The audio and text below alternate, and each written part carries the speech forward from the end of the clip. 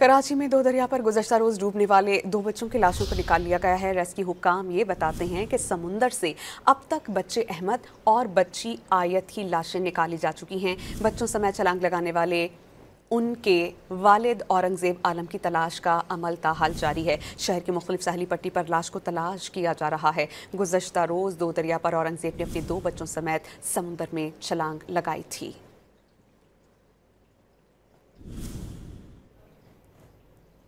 कराची में दो दरिया पर गुज़श्ता रोज़ डूबने वाले दो बच्चों की लाशों को निकाल लिया गया है। रेस्क्यू हुक्काम ये बताते हैं कि समुंदर से अब तक बच्चे अहमद और बच्ची आयत की लाशें निकाली जा चुकी हैं। बच्चों समेत छलांग लगाने वाले उनके वालिद औरंगजेब आलम की तलाश का अमल ताहाल जारी है। शहर की मुख्तलिफ साहली पट्टी पर लाश को तलाश किया जा रहा है। गुज़श्ता रोज़ दो दरिया पर औरंगजेब ने अपने दो बच्चों समेत समुंदर में छलांग लगाई थी।